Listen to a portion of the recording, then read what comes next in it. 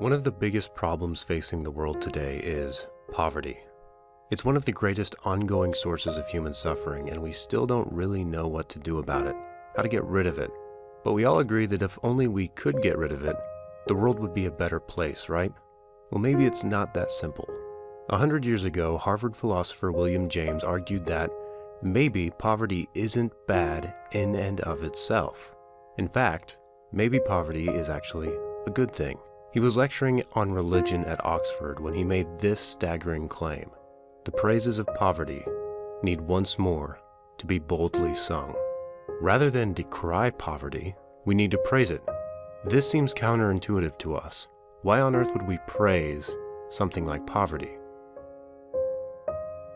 James was pointing back to a time when people voluntarily gave up their possessions and lived a life of poverty, usually for religious reasons. Christian ascetics, Buddhist monks, Hindu sadhus. You can still find some of these people around today, but for the most part, it's pretty unheard of.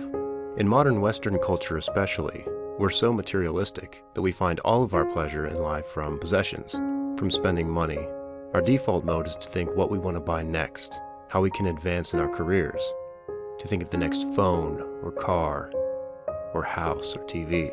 We define success by how much money we make, and we define ourselves by what we have. It never occurs to us to give it all up. That would be insane. In fact, James says we have become literally afraid of being poor.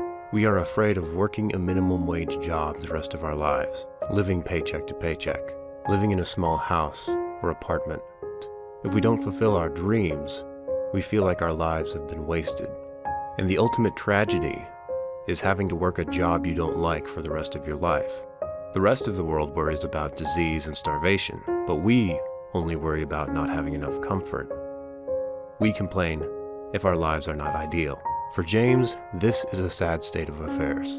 When we are scared at material ugliness and hardship, when we put off marriage until our house can be artistic, and quake at the thought of having a child without a bank account, and doomed to manual labor, it is time for thinking men to protest against so unmanly a state of opinion.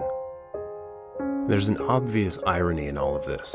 Pursuing wealth, comfort, and happiness actually tends to make us less happy. In fact, the pursuit of happiness often leads to stress and anxiety. 2,500 years ago, the Chinese teacher Zhuangzi said, "This is what the world finds happiness in: a life of ease, rich food, fine clothes, beautiful sights, sweet sounds. People who can't get these things fret a great deal and are afraid. People who are rich wear themselves out rushing around on business, piling up more wealth than they could ever use. Man lives his life in company with worry." What ordinary people do and what they find happiness in, I don't know whether or not such happiness is, in the end, really happiness. We spend so much time pursuing more and more things and a better and better life that we forget that we're stressed out all the time. A great example of this is the fact that we're so stressed out about all the bills that we have to pay, when the obvious solution would be to eliminate that stress by eliminating those bills and incurring less expenses, by buying the cheaper home or the cheaper phone, the cheaper car or TV. But this never occurs to us because we think we need those things in order to be happy. And sure, it's nice to have nice things, but if you really want to be happy, if you want to eliminate stress from your life, then maybe you should consider lowering your standard of living. The key is contentment, which was something that was taught in one way or another by all of the great world religions and philosophies. They all realized that desire causes pain, especially if it's unfulfilled. So to maximize your happiness, you have to minimize your desires. Be content. This is why the New Testament says that true gain, true wealth, is to be content. In the end, wealth and comfort don't equal happiness. Contentment does. I think we should continue to do everything we can to eliminate poverty in the world. We should do everything we can to alleviate all the suffering that we can. We should help as many people as we can out of poverty. And yet when we turn to consider our own lives and how we should live, maybe we should consider living with less. If we want to flourish internally, then we should reject the endless pursuit of more. We should find a place of contentment.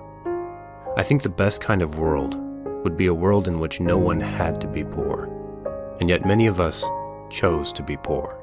For the sake of simplicity, focusing on the right things, focusing on our inner lives, developing ourselves through facing hardship, and helping other people. For William James, poverty meant liberation from material attachments, the unbribed soul, the manlier indifference, the paying our way by what we are or do, and not by what we have, the right to fling away our life at any moment, irresponsibly. A man for whom poverty has no terrors becomes a free man.